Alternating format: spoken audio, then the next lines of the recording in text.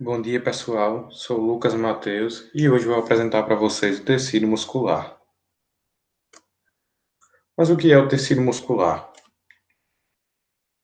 O tecido muscular está relacionado com a locomoção e outros movimentos do corpo. Tudo que expressa movimento pelo indivíduo está relacionado com o tecido muscular. Está havendo a interação entre os músculos, a contração e o relaxamento de músculos.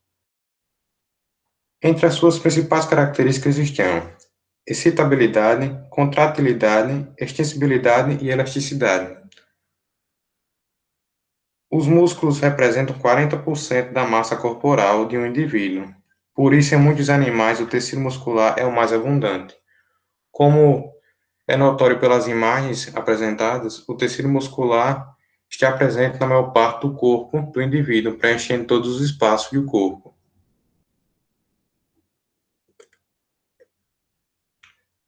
Dentre várias funções, as principais são o movimento do corpo, a estabilização e a postura, a regulação do volume dos órgãos, a produção de calor e batimentos cardíacos.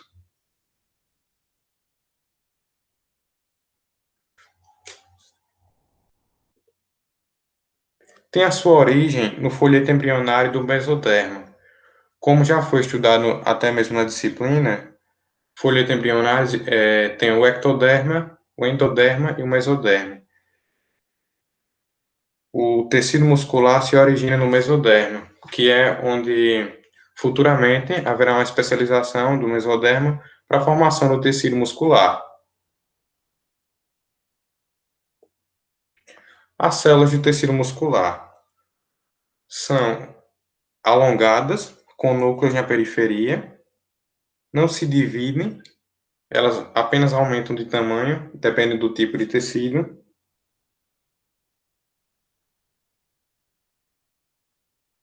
E recebem o nome de fibras musculares e miócitos, porque são específicos do tecido muscular.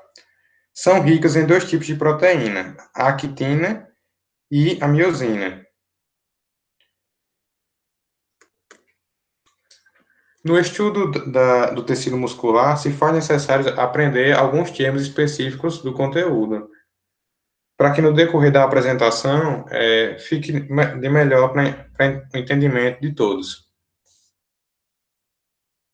O primeiro é a célula, que é chamada de fibra muscular ou miócito, como já foi citado. A membrana plasmática, o sarcolema, e o citoplasma, o sarcoplasma. O retículo endoplasmático liso, retículo sarcoplasmático. E vale salientar também que existe pouca matriz extracelular nas células de tecido muscular. Classificação. Existem três tipos de tecido muscular: o tecido muscular estriado esquelético, o tecido muscular estriado cardíaco e o tecido muscular liso, cada um com suas características e suas particularidades.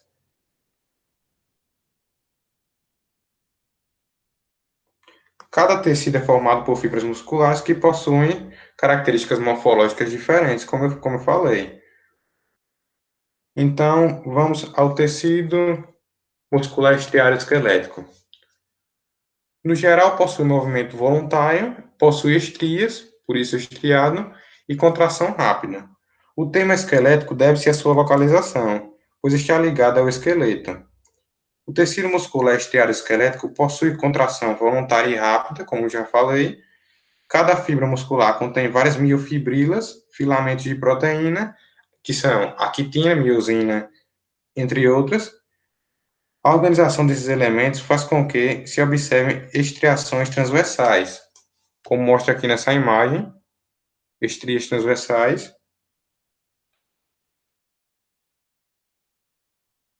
observadas em cortes histológicos no microscópio de luz, o que conferiu o nome estriado ao tecido. As fibras musculares estriadas esqueléticas possuem forma de longos cílios que podem ter o comprimento do músculo a que pertence. São multinucleadas e os núcleos se situam na periferia da fibra, junto à membrana celular, como mostra aqui nessa imagem.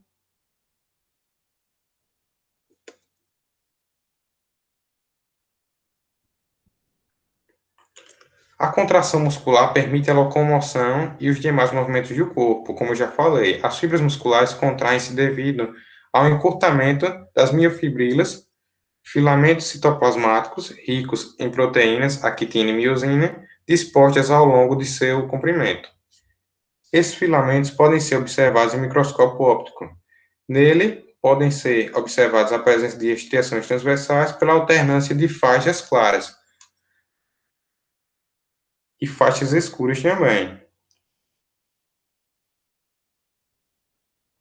Bom, agora aqui na estrutura, é importante analisar que, em volta do tecido muscular, também existe tecido conjuntivo, que é importante para amenizar o atrito entre as células, que são chamadas de fibras musculares, que contraem e relaxam. E em volta do. Tudo começa pelo epimísio, que envolve todos os feixes de fibras musculares. Depois do epimísio vem o perimísio, que envolve mais profundamente as fibras musculares. E em volta da fibra mesmo, da célula muscular mesmo, existe um endomísio.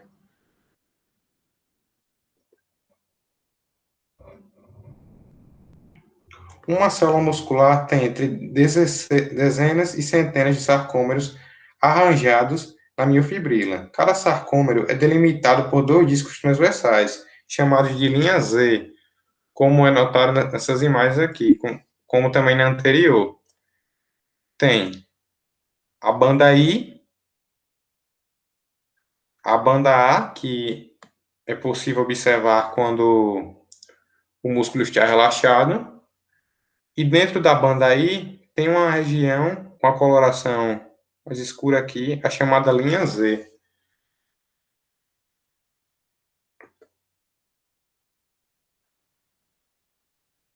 De forma resumida, a contração muscular refere-se a simplesmente o deslizamento da actina sobre a miosina, os filamentos grossos e finos.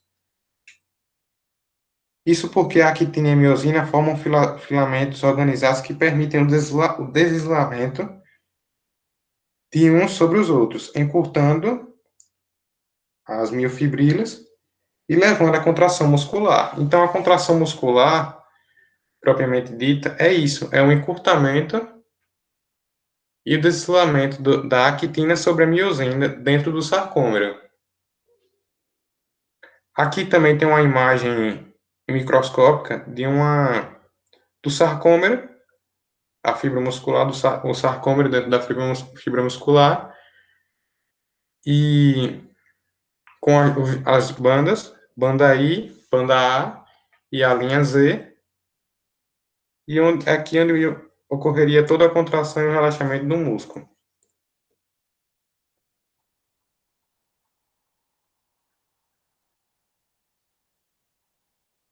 O tecido muscular estriado cardíaco. Bom, como o nome já diz, cardíaco vem do coração. No geral, possui movimento involuntário, possui estrias e uma contração vigorosa, uma contração forte. O nosso coração precisa pulsar para bombear sangue no nosso corpo. É constituído por células alongadas e ramificadas, dotadas de um núcleo ou dois núcleos centrais. Apresentam estrias transversais, seguindo o padrão de organização dos filamentos, de actina e miosina, porém não se agrupam em miofibrilas. Diferencia-se do tecido muscular estriado esquelético por suas estriações serem mais curtas e não serem tão evidentes, como mostra aqui na imagem. São mais curtas e não são tão evidentes. As fibras cardíacas são envolvidas por um envoltório de filamentos de proteína, o endomísio. Neste caso, não há o perimísio nem o epimísio. As células são unidas entre si através de suas extremidades, por estruturas especializadas, os discos intercalares. Estas junções permitem a adesão entre as fibras e a passagem de íons ou pequenas moléculas de uma célula a outra. Quase metade do volume celular é ocupado por mitocôndrias. o que reflete a dependência do metabolismo aeróbico e a necessidade contínua de ATP. O tecido conjuntivo preenche os espaços entre as células e os seus capilares sanguíneos. Oferecem oxigênio e nutrientes. Como já falei, o tecido conjuntivo também é importante para os músculos, para o tecido muscular, porque aderido ao tecido muscular, ele evita também o desgaste na movimentação.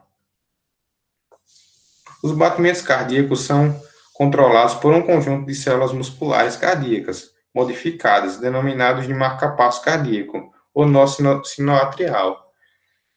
A cerca de cada um segundo, há uma espécie de estímulo elétrico para o coração bater e bombear sangue para o nosso corpo.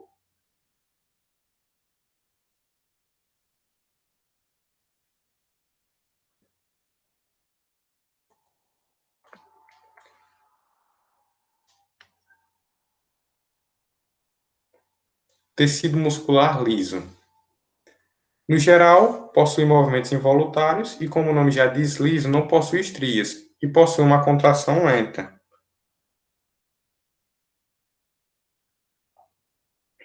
Está presente nos órgãos viscerais, como o estômago, o intestino, a bexiga, o útero, ductos de glândulas e parede dos vasos sanguíneos. Constitui a parede de muitos órgãos, como já supracitei, sendo responsável por movimentos internos, como o movimento dos alimentos através do tubo digestivo, o famoso movimento peristáltico. As células são uninucleadas, alongadas e com extremidades afiadas. Ao contrário dos tecidos estriados esqueléticos e cardíacos, o tecido muscular liso não apresenta estriações, isto porque os filamentos de actina e miosina não se organizam no padrão regular apresentado por células estriadas. Nesse tipo de tecido não há aquela organização dos filamentos de actina e miosina como existe nos anteriores. Ou seja, a actina e miosina está presente lá, mas não organizada da forma que era organizada nos tecidos anteriores, no estriado esquelético e no estriado cardíaco.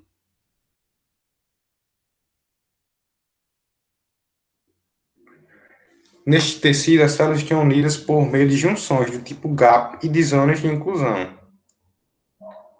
oclusão que digo, perdão. No tecido muscular liso não é encontrado perimísio e nem epimísio.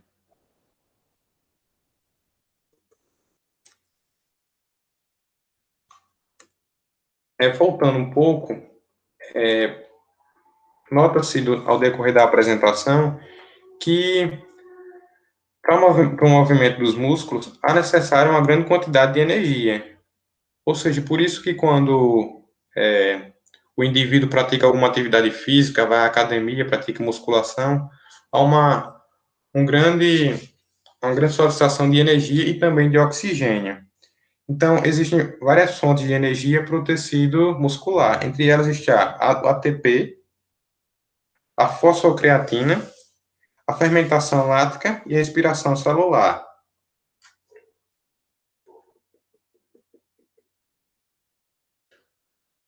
Entre as doenças, as anomalias que podem afetar o tecido muscular estão miopatias, distrofias musculares e lesões musculares. O que são miopatias? É a designação genérica das afecções e doenças musculares que as fibras musculares não funcionam muitas vezes, o que resulta em fraqueza muscular. Ou seja, essas fibras musculares presentes nessa imagem aqui histológica não funcionam como deveriam funcionar, resultando em fraqueza e perda de força muscular. Uma distrofia muscular muito conhecida é a distrofia de Duchenne, que geralmente afeta crianças, um distúrbio hereditário de fraqueza muscular progressiva, que geralmente afeta meninos. Muitas pessoas com distrofia muscular têm síndrome de Duchenne. As meninas podem ser portadoras ligeiramente afetadas, mas a doença costuma afetar os meninos. Os sintomas incluem quedas frequentes, dificuldade para se levantar ou correr, andar oscilante, panturrilhas grandes, como a desse garoto aqui na imagem, Não há cura, mas há fisioterapia e medicamentos que podem auxiliar no tratamento, mas se a criança não for tratada desde o começo, essa doença pode sim levar à morte. E geralmente 70% dos casos que não são tratados desde o início levam à morte. Eu trouxe outra imagem aqui que mostra um atleta de futebol, que outra doença que acarreta muito tecido muscular e bem conhecida por todos são as lesões musculares dos atletas, principalmente de jogadores. E vale salientar também que existem tipos de fibras musculares, como estou mostrando aqui a imagem de um atleta, tem fibras musculares que capacitam mais o atleta para ter força e outras que reduzem a força e aumentam a resistência. Então vamos lá, vermelhas. Tem as vermelhas e tem as brancas. Vermelhas diminui a força, mas aumenta a resistência. São lentas, mas ao mesmo tempo contínuas. As brancas aumenta a força, diminui a resistência e são rápidas, mas descontínuas. Ou seja, um maratonista, por exemplo, tem uma musculatura com a maior parte de fibras que te dê resistência, no caso, as fibras vermelhas. E um atleta de atletismo, por exemplo, como o Usain Bolt, que um velocista, ele necessita de fibras musculares, recrutar mais fibras musculares brancas. A regeneração. O estriado cardíaco não regenera, o estriado esquelético tem uma regeneração, mas é pouca, e o liso regenera. O estriado cardíaco não regenera, no caso, quando uma pessoa tem um infarto, se houve morte de células do, do músculo cardíaco, não tem como essa pessoa sobreviver, não tem como regenerar. O estriado esquelético tem uma regeneração, mas, no entanto, muitas pessoas confundem, acham que é uma reprodução de células, mas não é isso que acontece. As células, elas não se dividem, são indivisíveis, no caso desse tecido. O que acontece é que quando uma célula é lesionada, acontece na musculação, por exemplo, na academia. Uma célula foi microlesionada e ela se regenera aumentando seu volume. Então, essa é a regeneração do tecido estriado esquelético. O liso regenera, no caso, existem problemas como no estômago ou no intestino, em que há regeneração do músculo. Não que exista uma forma desse músculo crescer totalmente e se duplicar dentro do organismo, isso não existe. Mas não há dúvidas que a regeneração é bem maior do que nos outros dois tipos. Bom, por fim, não menos importante, eu trouxe o artigo que fala da contração muscular, do mecanismo da contração muscular, comprovando todas as informações que foram apresentadas ao decorrer no seminário. Esse artigo teve por finalidade estudar a contração muscular e comprovar, propriamente dito, todas as informações estudadas na teoria. Os autores apresentaram uma síntese dos conceitos atuais sobre o mecanismo da contração muscular. Inicialmente, eles estabelecem o conceito de membrana polarizada e despolarizada, salientam a importância da substância contrátil, actomiosina, e da energia fornecida pelo ácido adenositrofosfórico. São discutidas também as reações químicas que se processam para a formação dessas substâncias, bem como o papel da mioglobina na contração muscular. Então, este artigo eu vou disponibilizar também posteriormente por e-mail, para todos analisarem e entenderem melhor. E também trouxe aqui alguns exercícios para fixar melhor o conteúdo da apresentação. Algumas curiosidades. São interessantes também salientar essas curiosidades. Os músculos produzem 85% do calor corporal. É possível aumentar a capacidade muscular apenas com a mente. Os limites musculares do ser humano permitem o mesmo correr até uma velocidade de 61 km por hora. Quando o indivíduo está com frio, os músculos contraem involuntariamente. A língua é o músculo mais forte do corpo. O único músculo que nunca se cansa é o coração.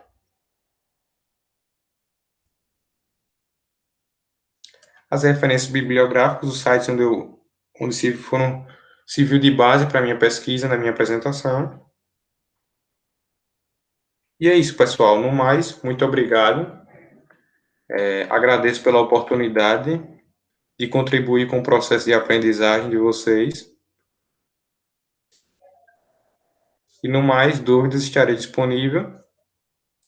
E tchau.